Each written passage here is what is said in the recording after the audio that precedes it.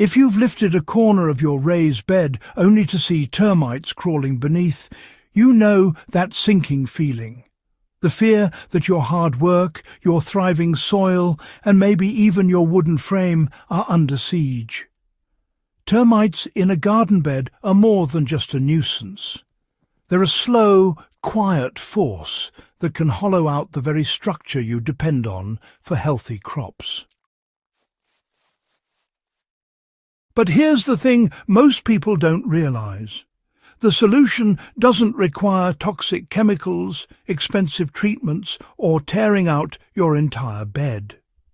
In fact, it's one of the simplest and most natural hacks ever discovered: cardboard.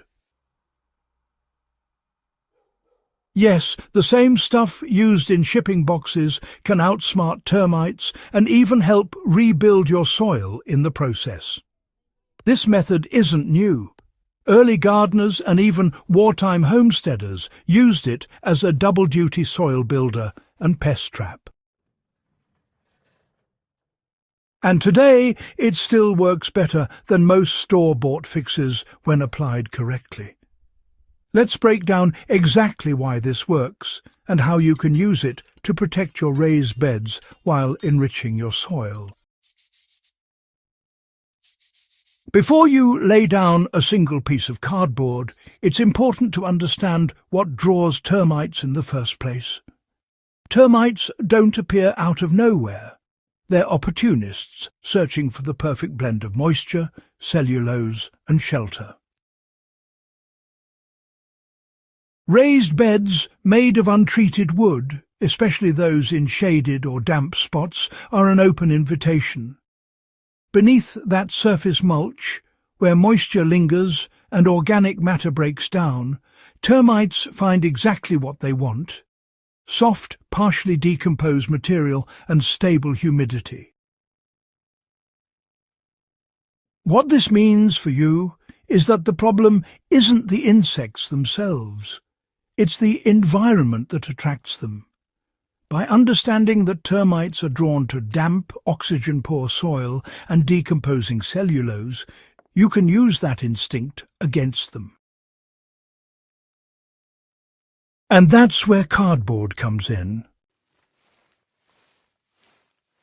Cardboard is made primarily of cellulose, the same organic compound found in wood. To a termite, it's irresistible. When you strategically place cardboard near or under infested areas, you're offering them a buffet, but one that you control. You start by soaking flat pieces of corrugated cardboard in water. This softens the fibres and makes the scent of cellulose stronger, attracting termites faster. Then you lay the damp cardboard sheets near the infested area, directly on the soil surface next to the raised bed or slightly beneath the mulch layer. Within days, termites will swarm into it, feeding and nesting in the soft layers. Once activity peaks, usually within a week, you remove the cardboard along with the termites feeding inside and burn or dispose of it far from your garden. This method doesn't just reduce the local termite population. It breaks their feeding cycle by offering a more tempting target away from your wooden frames and soil structure. Repeating this 2 or 3 times in succession usually starves out the colony near your bed without disturbing your plants or introducing any toxins into the soil. Now, here's where this hack really shines. Once you've used cardboard as a termite decoy, you can also use it as a soil builder. Termites and decomposers both break down cellulose, and when properly controlled, that process actually feeds your soil long-term.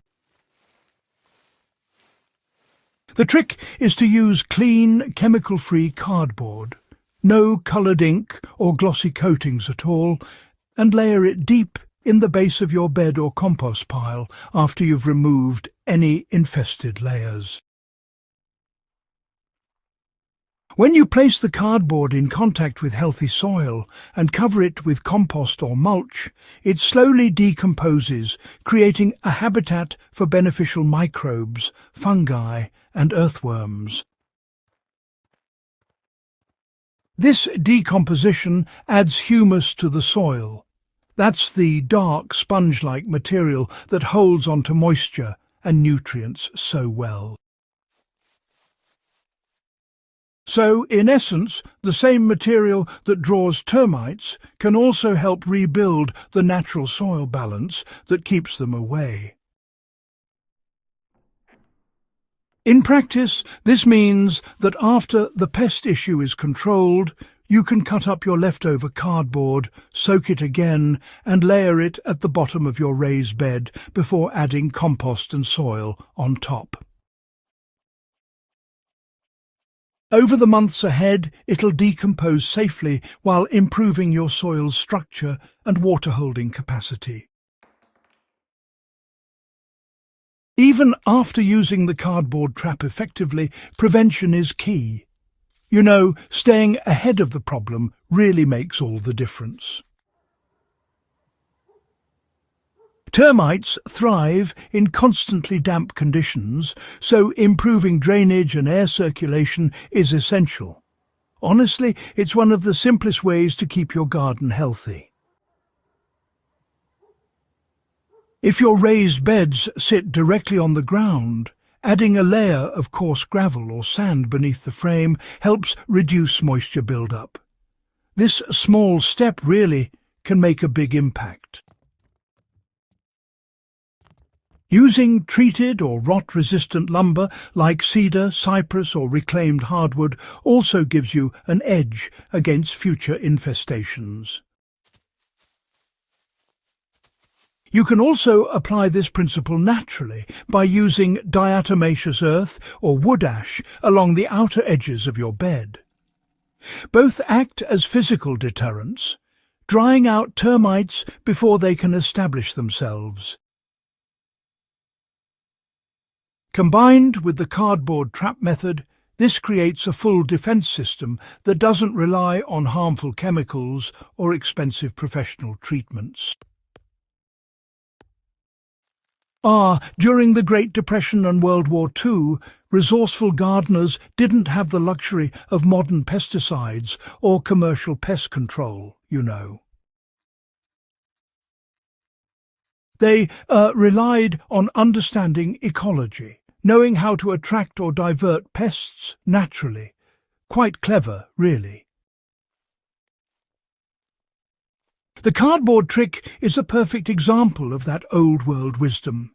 It worked then because it aligns with the biology of the insect, not against it, you see. Applying this same mindset today, understanding the habits of what you're trying to control and turning those instincts into a trap or deterrent, is honestly far more sustainable and effective than anything chemical. You know, it's about working with nature's rules rather than constantly fighting them. Termites, like every other decomposer, have their place in nature. They recycle dead material and return nutrients to the soil. The problem only arises when they move into the wrong territory. You know, the cardboard hack isn't just a way to eliminate them. It's really a reminder that every pest problem has a natural solution, rooted in understanding balance and ecology. So, this fall, before you panic about termites in your raised bed, just try this low-cost, high-impact approach. It's simple, sustainable, and honestly, it's rooted in practical wisdom that's been proven for generations. If you found this guide helpful and want more tested methods like this for building stronger, healthier soil and sustainable gardens, make sure to subscribe to Hydrohaven. And share this with fellow gardeners who could use a little help fighting pests the natural way. Because, well, the best solutions are often the simplest ones, passed down from those who knew how to work with the land, not against it.